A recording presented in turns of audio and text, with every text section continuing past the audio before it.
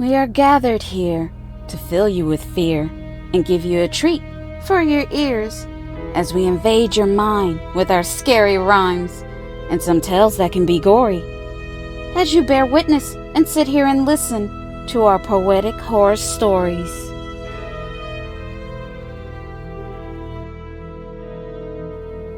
Happy holidays, PHS crew. We have some spooky and creepy Christmas stories we'd like to share with you. So, while you prepare for Santa Claus with some milk and cookies, we will terrify you with our stories and our sack full of goodies. And since this is our gift to you, all we ask for you to do is to like, comment, share, and subscribe. This will be the best present of our lives. And don't forget to jingle the bell. Now it's time for tonight's tales.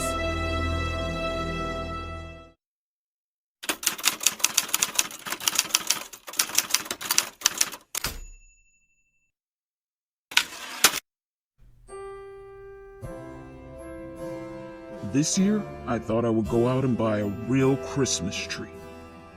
A tall, full tree to decorate, just me and my family.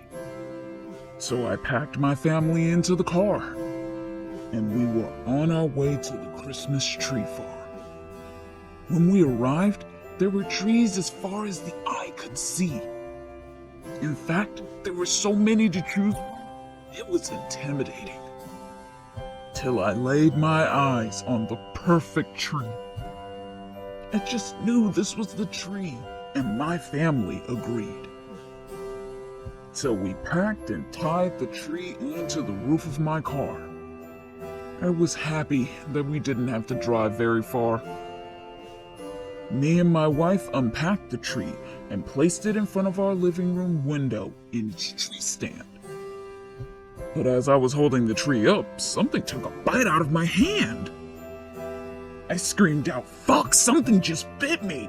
I think there was an animal living inside of our tree." My wife told me to go upstairs to attend to my injury, while she searches through the foliage of the Christmas tree. So I cleaned and bandaged up my bloody hand. I came back downstairs and asked my wife, what did she find in her scan? But she said there was nothing she could find. Everything with the tree seemed to be all right. She said, Maybe you cut your hand on one of the tree branches, or the tree foliage got you, and it was just some really bad scratches. I told her, no, I know something took a bite out of me. There was something alive in that tree, and it had teeth. Well, my wife said, there is nothing there now. I checked the tree from top to bottom, and nothing was found. Later that night, we started to decorate the tree. And as I was stringing the lights, I could have sworn I saw eyes staring back at me. I told my family to move away from the tree fast. I didn't want whatever it was to harm one of them if it decided to attack. My wife asked, What is wrong? I told her I saw a pair of yellow eyes looking at me, something that didn't belong. My wife said, Maybe it was the Christmas lights reflecting from the window. We were decorating at night. I said, maybe you're right. But later in the early morning hours, we heard a loud crash. It woke us up. We were startled. I jumped out of bed and went downstairs. I was there in a flash. The Christmas tree had fallen. Our decorations were smashed. My wife looked at me puzzled. She just couldn't understand. She said, I thought the tree was secure. I'm not sure what happened and how the tree ended up on the floor. But later that day, we decorated the tree again. We made sure the tree was good and it didn't fall from its stand. For a while, things were all right. Well, until Christmas Eve night. The kids were in bed sleeping. waiting for Christmas Day. While me and my wife were placing presents under the Christmas tree, we couldn't wait to see the excitement on their face. When suddenly the tree grabbed me! My wife was taken by surprise that the tree was alive. The tree was trying to devour me whole. It had a good hold on me and wouldn't let me go. My wife was trying her best to free me from the tree, but she wasn't sure what to do and how to help me. I told her to run to get the shears. She nodded at me and she wiped away her tears. When she came back, I was waist deep in the tree's mouth. I'm glad my wife didn't take time to think. She just started cutting to get me out. The tree started screaming in pain because my wife was cutting all the branches till nothing remained. The tree releases me and I was finally free. The tree was dying in front of our eyes. It was wilting and shriveling up and becoming petrified. This was my first and last time buying a real Christmas tree. From now on, it's only the plastic fake trees for me.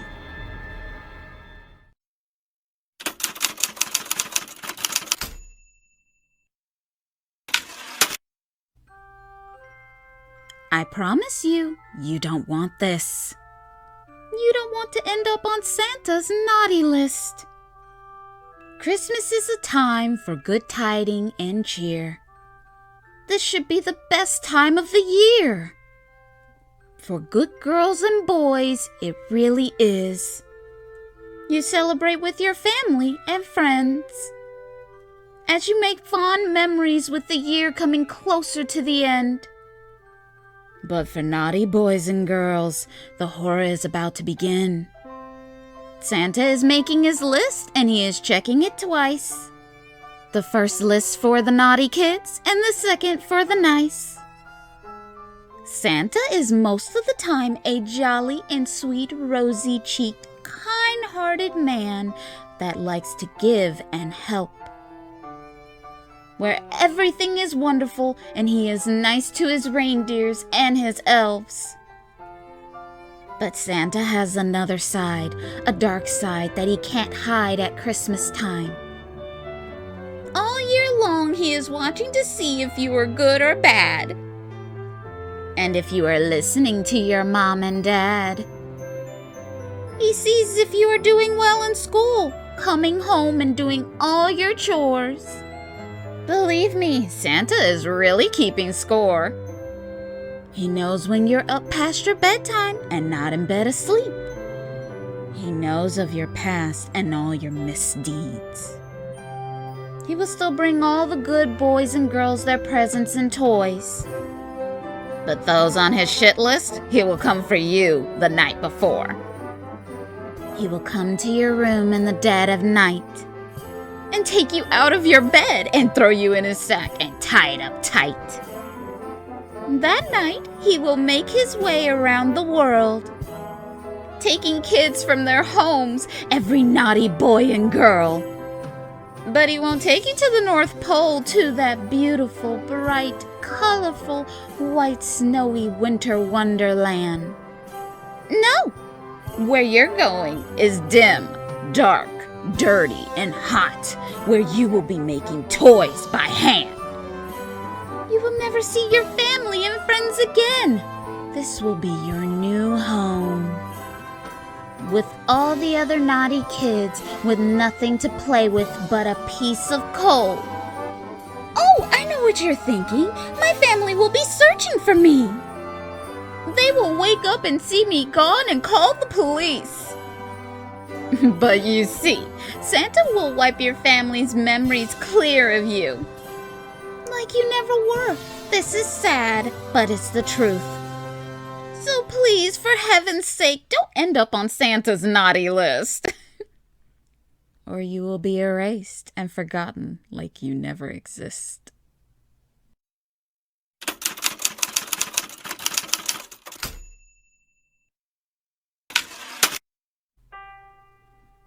This is the best time of the year for me. with lots of people shopping for their loved ones for gifts to place under the Christmas tree. But little do they know, I'm watching their every move, you see. Because I am planning to break in and steal your gifts with the greatest of ease. I love to break into your home and take your things like they are my own. Oh, the treasure that I find, especially at Christmas time. Yes, this is a beautiful time of the year. It fills my heart with wonder, joy, and cheer. For when you wake up on Christmas Day, you will have no gifts because I took them away. I guess I'm kind of like Santa Claus. But instead of me giving, I take it all. I know I sound like that green character whose heart was very small. With my sack full of your toys, gifts, food, and more, oh, what a haul! Well, am I stealing your Christmas away from you? So I guess I am like him. You know who. I will be filling up my cart, and no, I will not have a change of heart. All your belongings will be mine. This is not a story of goodwill. This is a crime. Because I am a menace to society. Things you have, I want them all for me. So go ahead and call the police. By that time, I'll be long gone and moved on to the next home.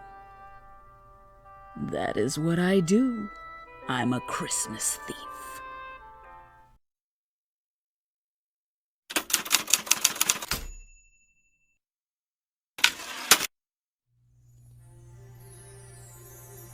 This is a Christmas tale that comes straight from hell. This happened on Christmas Eve. I would not have believed if it didn't happen to me. I was at home watching my favorite TV show when I heard a knock on my door. I wasn't expecting anyone to come by, so this took me a little by surprise. I got up out of my chair. I looked through my peephole to see who was there, but there was no one around. No one to be seen nor found. But I still opened my door. And in the hallway, there was a gift left on the floor. It had a gift tag addressed to me. It didn't say who it was from, so I brought the gift in and placed it under my tree. Then I turned off my TV and went in my bedroom to go to sleep. But I woke up in the middle of the night and really had to pee. I was on my way back to bed when I heard a sound coming from my living room, or maybe it was just in my head. So I went to investigate and to see if someone broke into my place. There was nothing around that was found, but I could still hear a strange sound. When I got close to my Christmas tree, I noticed the sound was coming from the gift. This had piqued my curiosity. Suddenly, the gift started moving about. The gift popped open and a bright light shot out. The light floated up like a balloon. It was moving about my living room. Then the light stopped moving in midair. I was shocked and startled, so all I could do was stare. The light had this pulsating, warming glow. It felt like it was trying to communicate, to tell me something I should know. The light was blinking slow, then fast. But next thing I knew, I was in the past. I was still in my home. But it didn't feel right. It felt completely wrong. I looked around and I could see myself on my couch, watching TV, looking like a slouch. It felt like I was having an outer-body experience. But then I noticed a stranger, someone mysterious. He was looking at me from my bedroom door. I didn't know where he came from. I had never seen him before. It looked like he had a sharp object in his hand. He had malice in his eyes and an insidious plan. But suddenly, he just disappeared back into the darkness in my bedroom. Where he went to? I had no clue. The light flowed into my bedroom and into my closet to show me where the stranger hid. He opened a panel in my wall and he slid right in. He was living in a crawl space in my walls. The space was pretty small. I couldn't lie. I was terrified. The light brought me back to my living room in the present time. I grabbed my car keys and cell phone and ran out of my home into the snow. I called 911, not sure if what was shown to me was true. And when the police showed up, if no one was there, I don't know what I would do. But I called the police anyway, and the man was there in my crawl space. They took him out in handcuffs. He was pissed off and he started to cuss. He stopped and looked at me. He started to laugh. Then he said, You're lucky because tonight I was going to make you bleed. I should have killed you 2 days ago, but for some reason I just couldn't. Why? I just don't know.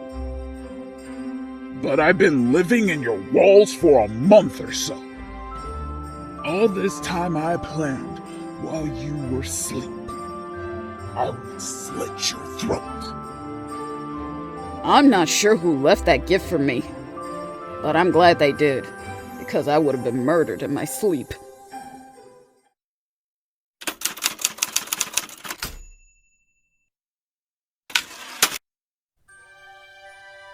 We have a tradition in our family that has been passed on for centuries.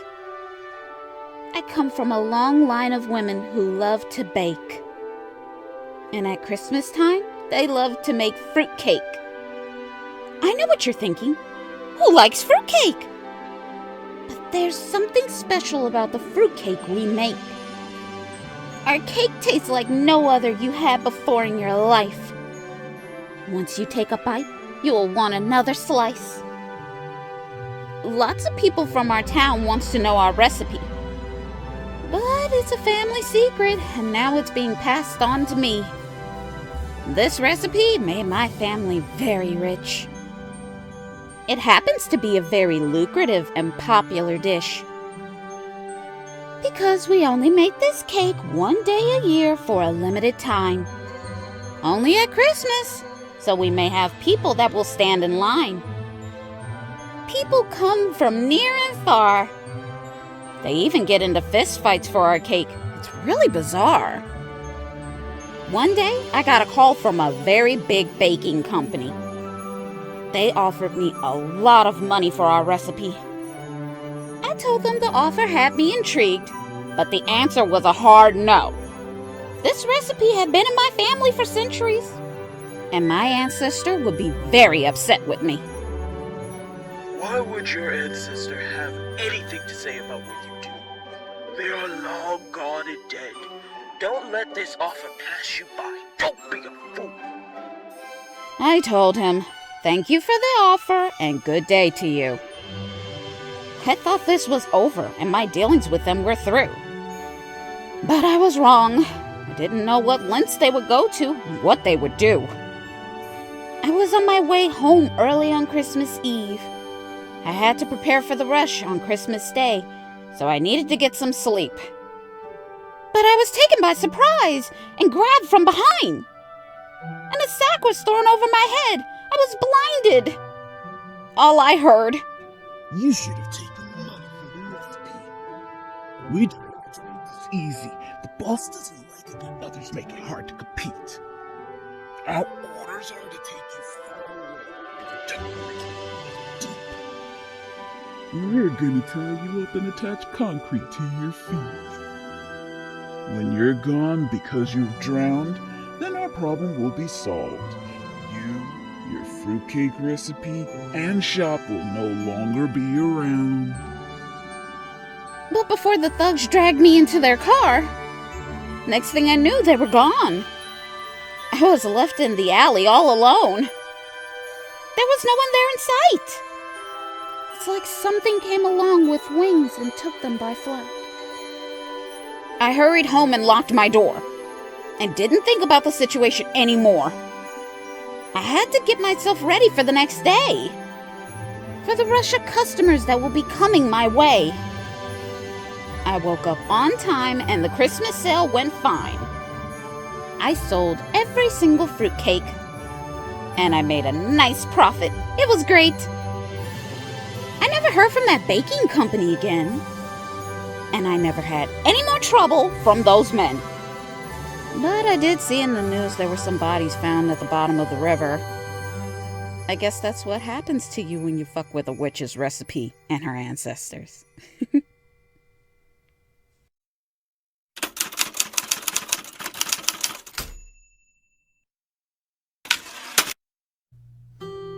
Every season around this year, Santa chooses 10 reindeer.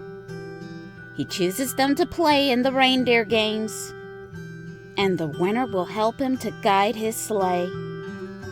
There will be 5 games the reindeers will complete.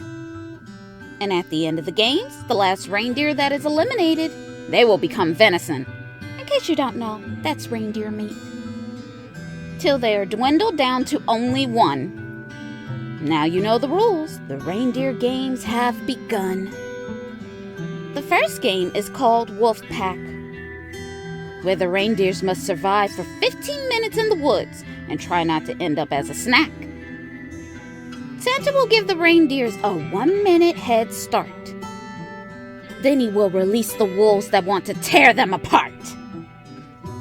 When this game is over and we are down to 8, the next game they will play is called the Deer Hunter Escape, where they must make sure they are not shot by a deranged deer hunter, who is a very bloody, thirsty, insane gunner. He will have 30 minutes to hunt them down. So they need to be perceptive and make sure they are not found. After the 30 minutes is up and we are down to 6, the next reindeer game they will play will let you know that Santa is really sick. The game they will play will show you how far the reindeer can leap. They will have to jump over a 20-foot gorge that is over 100 foot steep. They will have to make sure they don't fall to their death, because at the bottom of the gorge, there's jagged, pointy, sharp rocks without a safety net. I know what you are thinking. Why such brutal and harsh games? But for Santa Claus, this is a test to see if the reindeer can last through anything that is thrown their way. He needs to know if they really want this, and if they are tough enough to endure all the shit. Anyway, it's not like they don't know what they signed up for. This happens every year. They shouldn't expect nothing more. Now that we are down to 4, there are 2 games left, but who's really keeping score? They will not play a game of reindeer tag. I know that it really doesn't sound all that bad, but they will have to tag each other with their antlers in their side. They would have to jab and stab till 2 bleeds out and dies. Then we are left with 2, and the last game will be a duel. Now we will see who is the best, and who is better than all the rest. They will walk away from each other 10 paces. Then they will turn around, look eye to eye at each other's faces, They will race towards each other, antlers bowed down till they lock horns. Till one of them rips the other's antlers out of his head with great force. The last one standing will be the victor and will help guide Santa's sleigh, while the other will be mounted on Santa's wall as a display. And that will be the conclusion to the Reindeer Games. Until next year, when Santa will choose 10 new reindeer to come and play.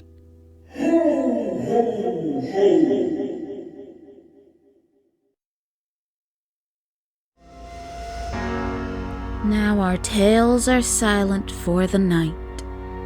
It's time for you to bundle up, stay warm, and sleep tight. And remember that you are being watched. So be good, or you may have to pay the cost. We thank you for stopping by. Until next we meet, we will see you next time.